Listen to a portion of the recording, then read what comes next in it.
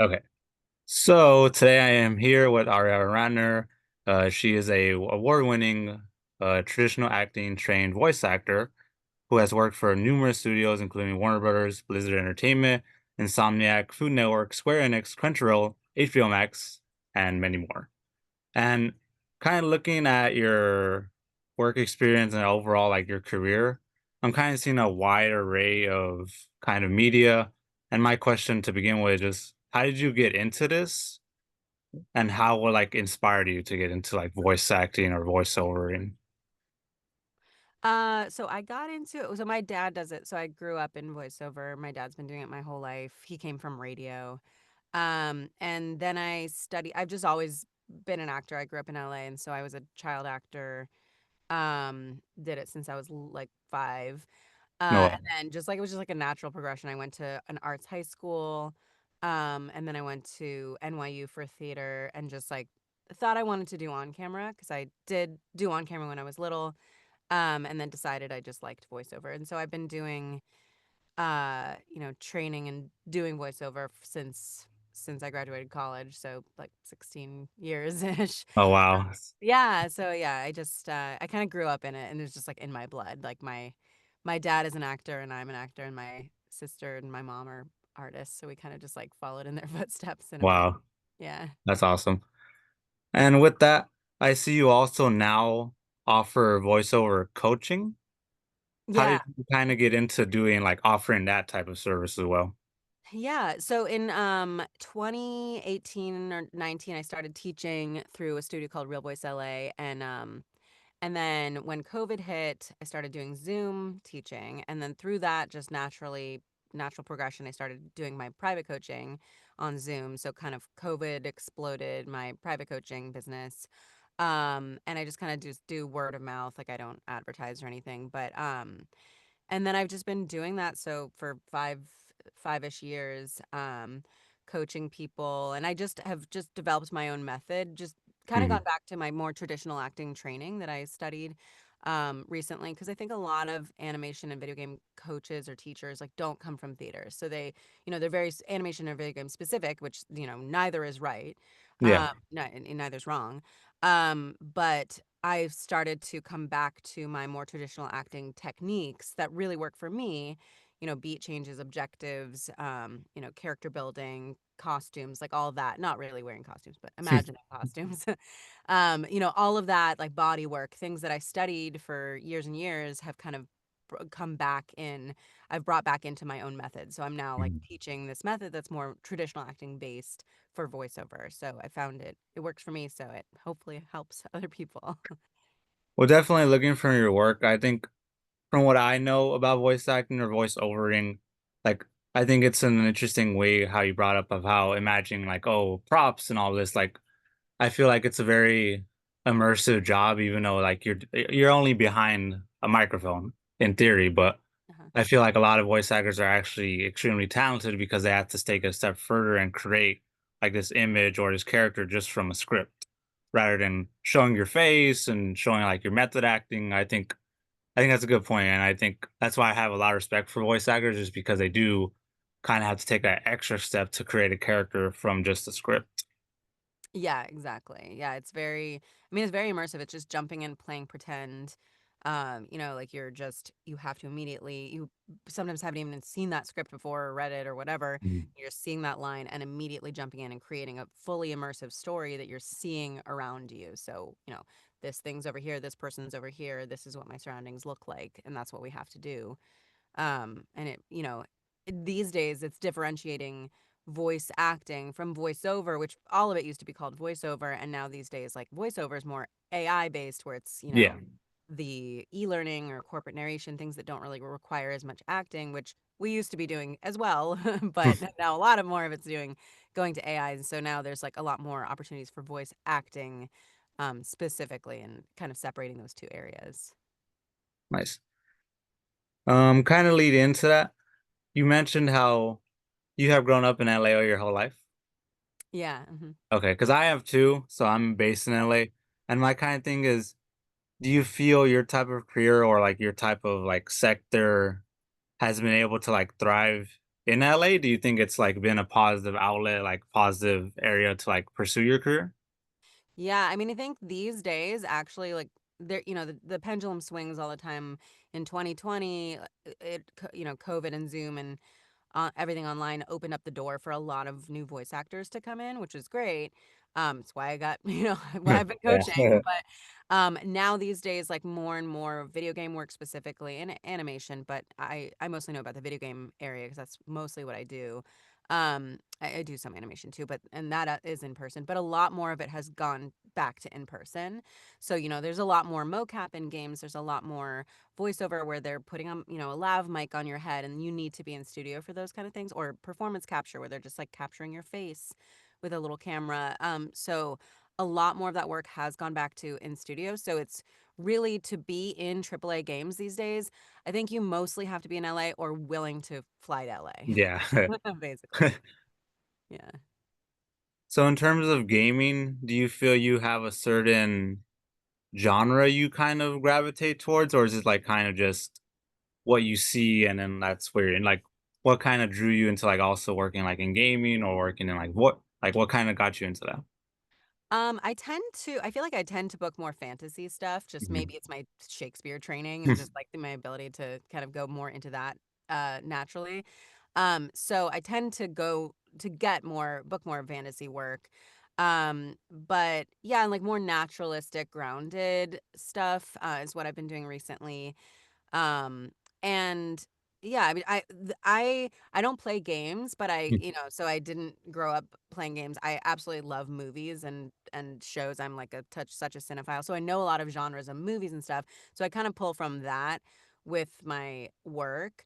And I, am very familiar with like types of games and the gameplay, and I watch a lot of videos and stuff because you have to educate yourself if you don't Yeah. play. I have two kids. I don't have time to play games at the end of the day. Yeah.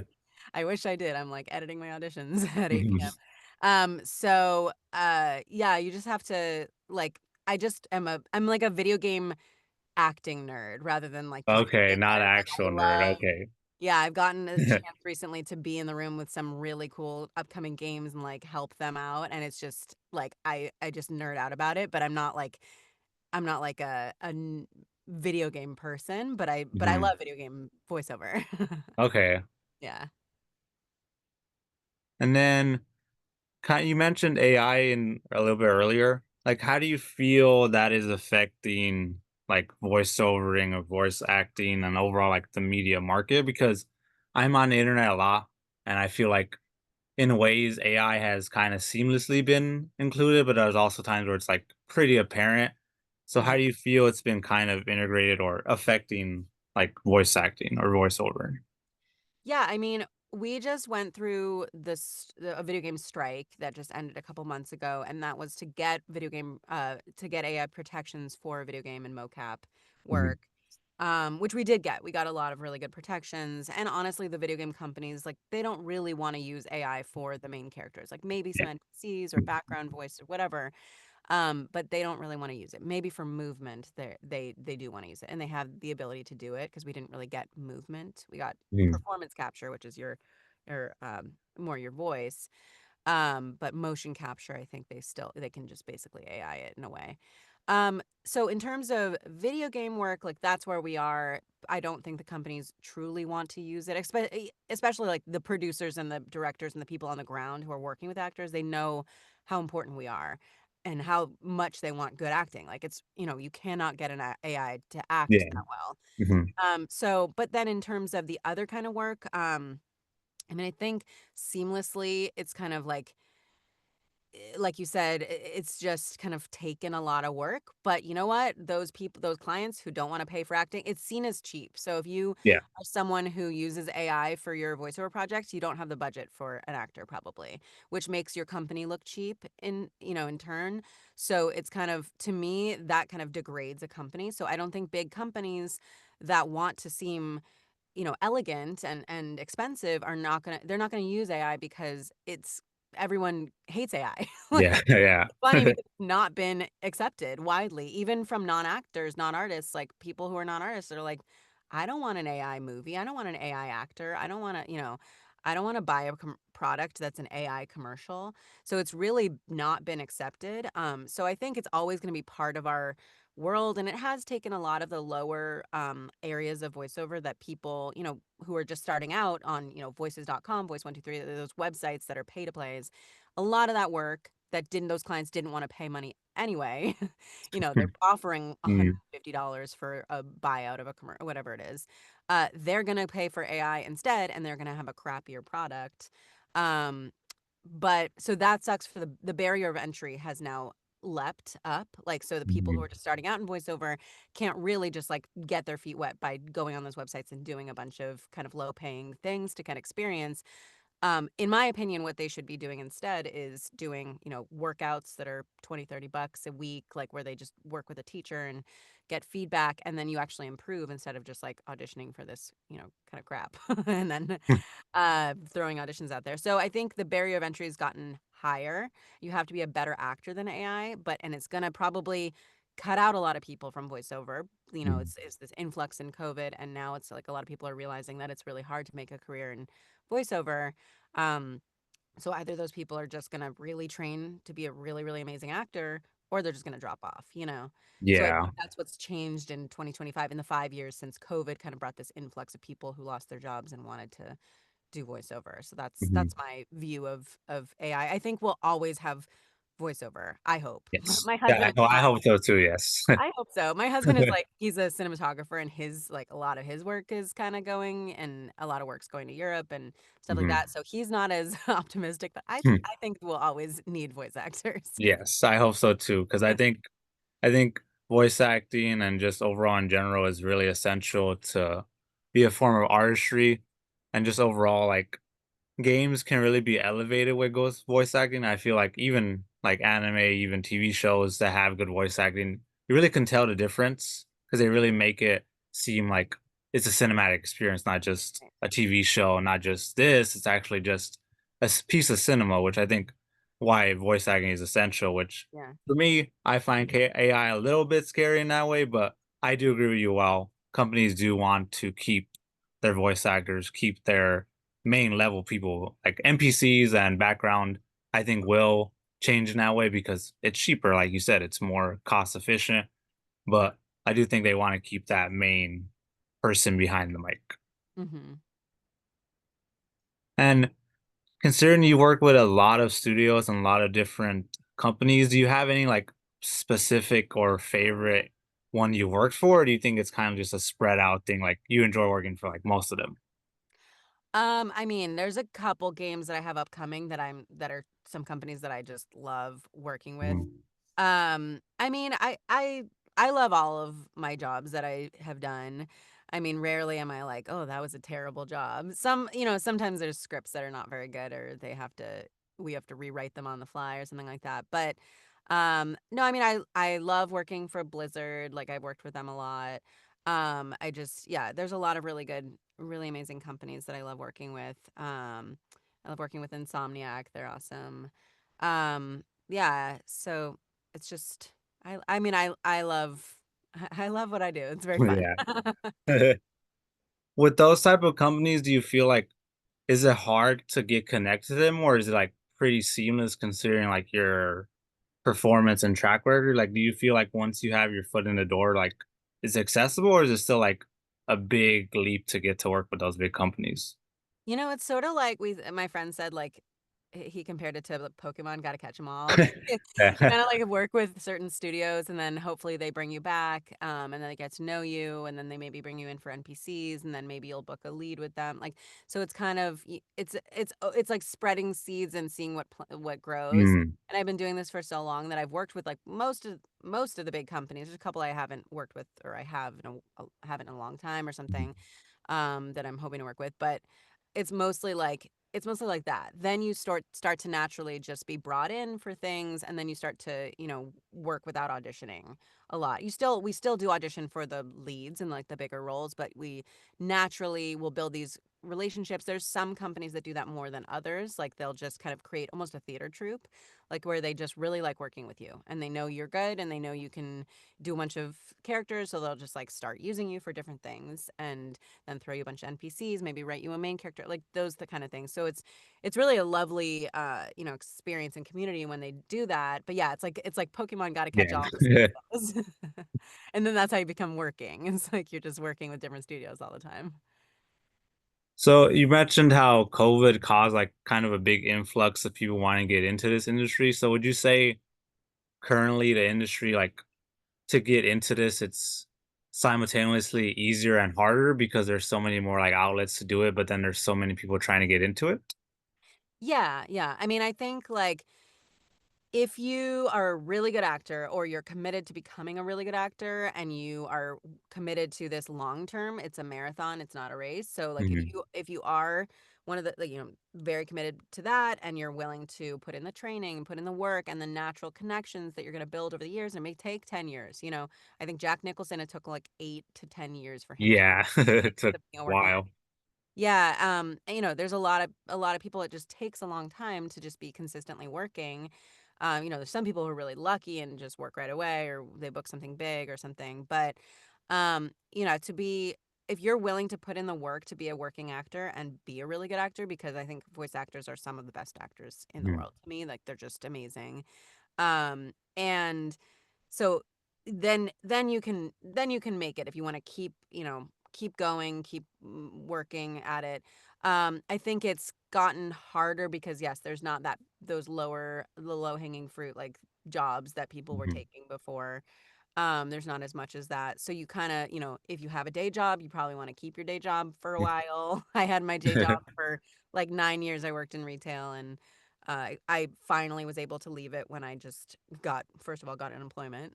And because I got laid off. And then was able to just like make the leap into like doing voiceover or voiceover associated things full time. But yeah, it's definitely hard. Like I never tell, someone starts as a student with me, I'm never like, yeah, you're going to be working in a month, Yeah. I'm like, this Yeah. is hard. This is like, it's being an actor. Being an on-camera actor is really hard too. I have people who've been doing it friends who've been doing it for years because I went to theater high school, theater college, and a lot of people are not, celebrities. Maybe they're Mhm. working, maybe they're still have side jobs. So if you love it, then I would say continue doing it. If you don't want to do anything else, basically. Yeah. So being that you worked in a lot of game companies and overall that type of media, how did you get into working with behavior and eventually like being in Dead by Daylight? Dead by Daylight I auditioned for.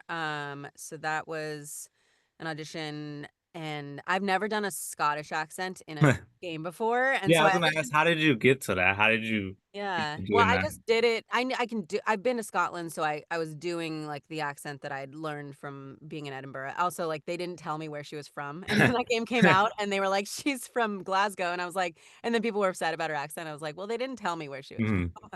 Mm, But so then I booked it and I kind of was like freaking out about the accent. So I hired my dialect coach, Coley Calhoun, and she helped me with the accent. But again, we didn't know she was from mm, Glasgow, so people don't like my accent in it. But yeah, so I mean, Scottish people don't like my accent. mhm. But yeah, so that was how I booked that, and that was really cool. So that was a couple. I don't know when that came out last year, but yeah, that Yeah, was an awesome last year. Mhm. experience. Yeah, yeah. One thing I find very, because I play that game a lot, one thing I find really interesting, it's really going into an area where they do want more voice actors and more voiceovers, especially when they brought on like Nicolas Cage and they brought on Matthew Lillard. They're really going in that direction of, I think they want to create more world building. And when you add voice actors or voiceovers, I feel it makes like overall games more memorable or the characters more memorable. That's why when your character came out and she was talking and all this, it's just, first of all, I didn't expect them to add like a Scottish person. They don't really like do accent heavy people. So when they did that, that was really interesting. And like, yeah, I couldn't. I was like, wait, are you gonna have a Scottish accent? But then when you're talking, I was like, how did you get from that to that? Like, that's really interesting. Yeah, I do a lot of dialects, and I do a lot of accents and dialects. I teach them as well. But yeah, that Mhm. was one that was like really scary to me because I'd never done. I Mhm. can do a lot of accents just off the bat, without thinking about it. But that accent does scare me. So yeah, it was like validating that I booked it. Mhm. But yeah. Mhm. Do you feel that is like a necessary type of thing to have when you're a voice over artist, or do you feel like that's more like complimentary, like you don't really need that? I think depending on the type of work you want to do. So, because a lot of times I'll book a job and I'll walk in and I won't know, like Elder Scrolls, for example. You walk into Mhm. an Elder Scrolls session and you're playing a bunch of environmental VO voices, and they're like, well, this person has kind of like more of a, East London accent. This person is more posh accent. Like this person is, I've done German accents for them. Like, so sometimes if you have a lot of accents in your toolbox, your proverbial toolbox, you can get hired more for those jobs, environmental VO, which I'm like, environmental VO girl, great, I'll take Mhm. it. So you can, it does help you get more work if you Mhm. can do a bunch of accents. And it doesn't come naturally to some people, but there's, if you work really hard at it, you can probably get get those tools. But it's always good to have because sometimes you walk into sessions and you don't know what they want, so you need to, Mhm. like, if you walk in and they say, can you do a Greek accent, and you're like, I mean, I've been in that situation and I'm like, can you play me a reference? I don't know what a Greek accent sounds like off the top of my head. And they played it and I was like, okay, it's got a rolled r's, I could decipher and break apart the parts of the accent and then be able to do it, because even though I'd never or Mhm. wasn't familiar with it that much. But so yeah, I think it is an important tool if you want to do character work, especially video Mhm. game. Yeah. So you do a lot of voiceover and voice acting. Like, do you feel because did you start off doing like on-screen acting? I did, yeah, I did. When I was little, I did a lot of commercials, Mhm. some movies and stuff like that, and TV shows. And then but I didn't do a ton. Like, my parents didn't want me to fully become like a full child actor, so they didn't Mhm. lean into that, which I guess I'm glad. But maybe it would have been cool, but maybe wouldn't have been good for me. But and then when I came back to LA after college, I thought I wanted to do on camera. I didn't really pursue it. Like, I kind of decided pretty quickly that I wanted to just do voiceover. I don't really like auditioning for on camera. And then at some point I just started, like, calling myself a voice actor. And in Mhm. LA, if you say you're an actor, people are like, "Oh, great." I'm like, "What do you mean?" And then you say you're a voice actor, and they're like, "Oh, whoa, what is Mhm. that? That's so Yeah. cool." It's like there's a massive difference. Mhm. So yeah, I pretty quickly decided I didn't want to do on camera. Mhm. But you do feel like you were, like, capable of doing, like, do you feel like it was something you could have been good at, or is it more that you like voice acting more and voiceovering more? I just really like voiceover more. Like, Mhm. I just don't I just never really, I like being on set. Like, I remember being, when I was little, being on set, commercial sets, like just on the sound stages with like big fake houses. Mhm. It was so cool. Like, the sets back in the commercials in the 90s were like so much cooler Yeah. probably than they are now. They just like rent a house now. But that was really awesome and I loved being on set and the feeling of that. But yeah, it's just natural progression. Like, even in college, um I always wanted to be a voice actor. Like, even in Mhm. theater school, like, they would ask what we wanted to do and I would say I wanted to be a voice actor. So, or I wanted to do cartoons or, stuff like that. So, I think it's always just been a part of me. And also, my dad is not an on-camera actor. He's a voiceover artist. Mhm. So, I grew up like with that. So maybe I was like trying to set myself apart from my dad by doing on camera, and then I just leaned into just Mhm. doing what he does. Do you feel when you're doing the voiceover or voice acting, do they ever create, like, an environment, like, props or anything like that, or is it really just your voice that you're using? Like, they don't give you any background things like hold or anything like that, or is it just, like, your voice that you're using? I've never had anyone give me a prop. I mean, have I? No, I don't think so. It's mostly your voice. You kind of just, pretend. I mean, occasionally I've had directors like say put some water in your mouth if I'm like gurgling, dying, Mhm. or really gross sounding creature, something like that. But that's pretty much it. Everything else is just using your imagination and just creating those stories. Mhm. Yeah, no props. I mean, I know with some fantasy games, like, I've had people who say that some actors have come in with the cloaks or something like that Yeah. to get them into the character, but I just do that with my head. Mhm. Yeah. So with that, do you feel that in a way like that, not like one is harder than the other, but do you feel like in some ways that voice acting is harder than being an on-screen actor because you are like not more is dependent on you, but like it's more like up to you to create like the scene rather than like they're predicting like a scene. Like, do you feel it's harder or like they're kind of the same thing? I mean, you mean in terms of like a director giving you the direction, or what do you mean? Like as a actor, like do you feel it's sometimes harder to be like a voice actor than an on-screen actor in Oh terms yeah. of like what your like direction is like you kind of have to like create the scene yourself in your head.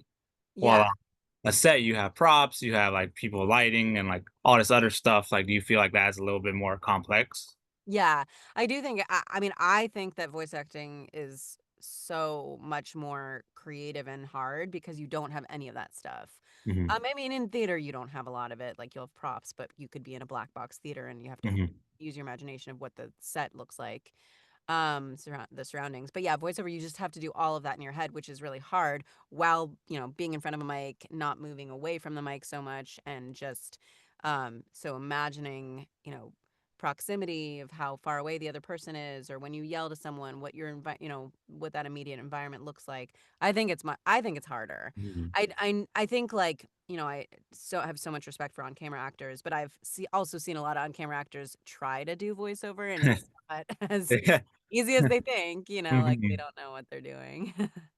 Yeah, I think that definitely is something that people have become more judgmental on when you see like a big on-screen actor that tries to do voice acting. I think it's like they either do it really well or you can tell that's the person. Like I think that's a big thing people go into like a movie and they're like, "Oh, that's John Cena's voice, like he didn't change his voice." Like I think that's how you brought that up. That is a good point because in voice acting you kind of have to become a different person where you're not really recognizable. Or, Yeah. like, on screen, they kinda want you for you, like, they want you to be Right. that person. So, that Yeah. is a good point, like, I think in a way it can be more challenging because you have to hide your voice what on acting you wanna be, like, your voice. Yeah, exactly.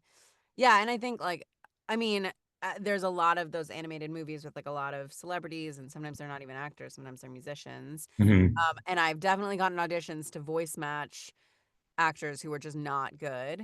Like, you Mhm. have to, but so a lot of times it's actually a voice actor doing their acting and doing a voice match to Mhm. that celebrity who probably can't act very well. Mhm. And we just don't know because it sounds like them. But yeah, I that happens see. a That's lot too. crazy. Yeah.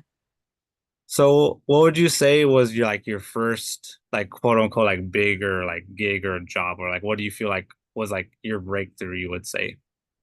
I mean, I feel like I'm more of like a working actor, Mhm. so I feel like I haven't had a breakthrough moment. I mean, um, I have some things coming up that will be pretty big, but I mean, maybe the moment I felt like a true like voice actor probably was when I did the Sims babies, like, which was Mhm. I Mhm. got flown out to, San Francisco, put up in a hotel, and did that, and that was really cool. But I wasn't actually I wasn't full-time voice actor then. That was like 10 years ago. But uh yeah, I mean, I think when I feel like a fully working actor is when I have like 4 sessions a week or something like that, is and I just feel like I'm consistently working. That's when I feel successful rather than like a one role, because then Mhm. it's like, okay, how you recorded that months ago. You're not Yes. getting paid when it comes Yeah, out. of Unless course. you're like getting asked to cons or signings and you're making money that way.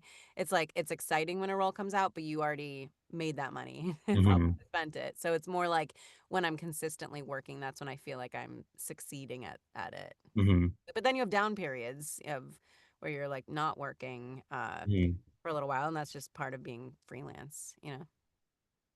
So would you say that's like a kind of mentality like people who get into it should have is that you shouldn't really expect like one big thing like to make you. It's kind of like more kind of like how you said a marathon where it's like constant like work rather than like one big studio that works with you. Yeah, I mean, unless that studio is working with you all the time, unless it's Yeah. like, like my friend just is playing Wolverine. Like Mhm. that's a huge role and he's now going to be, hopefully they'll have him play Wolverine in other games or something Yeah. like that. And that was a massive game and he worked like, for years on that every week. Mhm. So those kind of things, like those are life-changing roles for sure. There's definitely life-changing roles. But yeah, then it's like you have to make sure you have to be a working actor, which means consistently working, consistently making money. So if you book a lead in a game and it's recording for years, yeah, that's amazing. But then when it Mhm. comes out, you're not working anymore. That's You very true, yes. know? So it's like it looks great, but it's like, oh, but the Mhm. checks are not coming in anymore. It's not like we don't really make residuals. I mean, we do make some version of residuals, but it's not as the same as on camera. Mhm. So yeah, it's like I guess it's like if you book a big role and then you just keep working, that game keeps going. Mhm. Like for example, Lost Ark. Like I have sessions for Lost Ark, Belshazzar like every Mhm. month or something like that. So that's like a consistent job.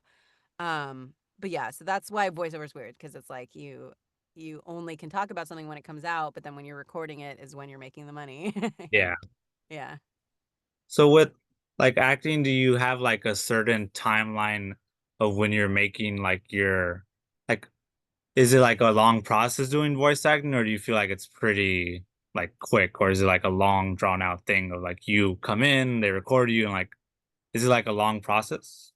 It depends on the role. So like there's many games that that have gotten bigger. Like I'm in Cookie Run Kingdom, Sorbet Shark. I've probably had like 4 sessions doing Sorbet Shark. Hmm. I'm in Cookie Run a lot more, like playing NPC cookies and stuff, but that was like one main session, the game came out, the character got popular, and and then I don't have that many sessions for it. But then other roles, like lead roles, like right now I'm playing a playable character. I'm recording it right now in a game coming out, and I have sessions like all the time.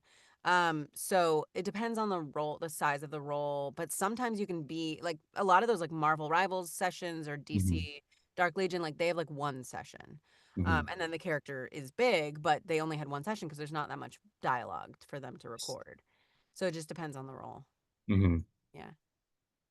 Well, if you could tell the Wolverine game, I'm really looking forward to that. I think because you worked with Insomniac before, correct? Yeah, yeah, yeah. And Spider-Man too. With that experience, was that like your first in like a superhero genre, or had you previously worked with like superhero games before?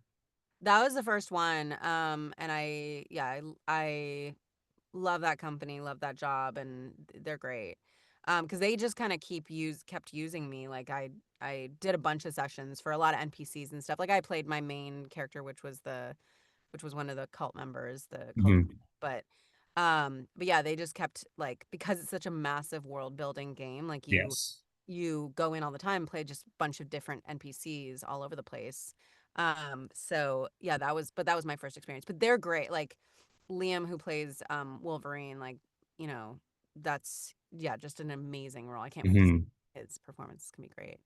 I know I'm gonna pre-order a game because that's a game I've been looking toward for years. And like how you said, I think it really is like when like I think the Insomniac games are also really successful because of their voice acting of like their work. Like I think they really are like obviously the gameplays is important, but like how we've been talking about how voice acting can really like elevate your game. Like when you have that, it really sets it apart as like there's people who just watch cutscenes or who just watch Right. certain Yeah. parts. Like me, like I think that's a really big like game companies know that at this point they want an audience of people who do want like cinematic or acting type of parts from a game.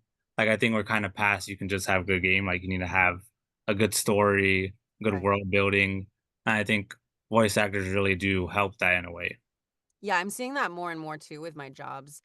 And auditions, but like there's way more like mocap. People are just wanting more and more of this cinematic feeling. I mean, video games is like the biggest industry. It's bigger than music and Mhm. film, and it's just getting bigger. So I think more and more games are creating these cinematic worlds, and really filmic feels, which requires really good acting. So I'm just seeing that more and more. It's just really, yeah, it's amazing that it's growing so much. So would you say in turn, like in a way to does that mean would you say like the voice acting or voiceover scene in video games is also growing, or is that kind of like more like do you feel like there's more opportunities in that because the video game market is growing? I definitely think so. I mean, the strike ended a couple months ago, and since then I've seen more video game opportunities than ever. Like than Mm. before the strike for sure. Like there's just a lot of video games.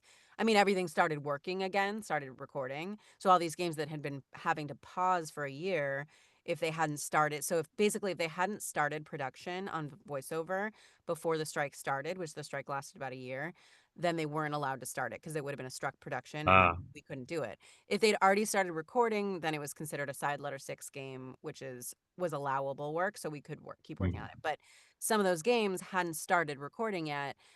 They were in pre-production, so they kind of had to pause everything for a year, and now they're all recording. So now they're all like recording. There's lots of opportunities, and then there's new games. There's all sorts of stuff. So there's a lot of lot more opportunities to me that are starting to happen. Would you feel that this is like something you want to do like the rest of your life? Like, is this like this is your career? Like, this is do you want to do this like as long as you like can per se? Yeah, if I can, I mean, if Mm. I can, I'd love. My dad is 78. He's 78, and he still does. I mean, he doesn't do. He was in like Mass Effect and some other games and some animation, but he does mostly does like promo and trailer and Mhm, affiliate work, and he does it every day still because he loves it. Like he does it mhm. a couple hours a day. He doesn't do it all day, but he does it for fun, basically. He doesn't Yeah. want to retire. So yeah, if I can do this for the rest of my life, I'd be happy to. Maybe I can't do like crazy exertions where I'm getting Mhm. electrocuted, but Yeah. yeah. So you feel like that coaching has allowed you like to share what you know and like share your experiences, like not just like coach people, but also share like what you've been through in the industry and what like in a way that when you don't do this anymore, you will have people who like who you've taught, like who are doing this anymore. Like, do you feel like that's also a reason why you wanted to do coaching? Yeah, I mean, I absolutely love like seeing people where they go and how seeing them improve. I often say later, too late. I'll be like, Mm, I wish we'd recorded our first session and you could see look back and see where you've come, where you came from because I see people improve so much. And it's just so amazing. I have people I've been coaching for 4 years. Um and people who one person who I coach every week and we just work on her auditions from now she's with a couple agents and we started from the beginning with her like and I produced her, wrote and directed her commercial demo, character demo, like and now we're working on auditions, got her into agencies, like that kind of thing. Other people I just did a dialect demo for a student who I've done her commercial demo, her character demo. Same thing, coached her from the very beginning. She was like 22 when we met and I think she's like 25 now. And she's now with a really big agency. Like, so those kind of things, like that makes me so happy to see people just be succeeding or getting the opportunities that they should be getting. And so, yeah, that's why I coach. And I mean, it's also helped me hone my craft, like how I approach mm. stuff. Like, I can now approach stuff in a really rapid way because I know it and I teach it every day. So that's helped me immensely too. Well, I really thank you for the conversation. I think that like I do think that I voice acting is really important. I think that going forward, I do want to like talk to more people who do that because I think it really is like not underrated, but kind of overlooked art style. I think that you like when people hear cinema, they just think of creating big props or creating like big scenes with like motion capture. Like I think it ultimately is like I think voice acting is really welcoming because in theory, you just need your voice. Like you can like everyone is in a way a voice actor, you just have to work on it. Yeah. Like when acting, like you kind of have to get method acting down, you kind of have to like get facial expressions down. Like that's why I do think that voice acting is an important art medium. And I think that more people should like kind of get into it a little bit because like some people have good voices, they just don't really know that yet. Like you Yeah. kind of have to tell someone and then Yeah. like they get nervous and it's just that I really appreciate the work you do. I think it's really important. Thank you. I appreciate it. Thank you. So I'm gonna stop.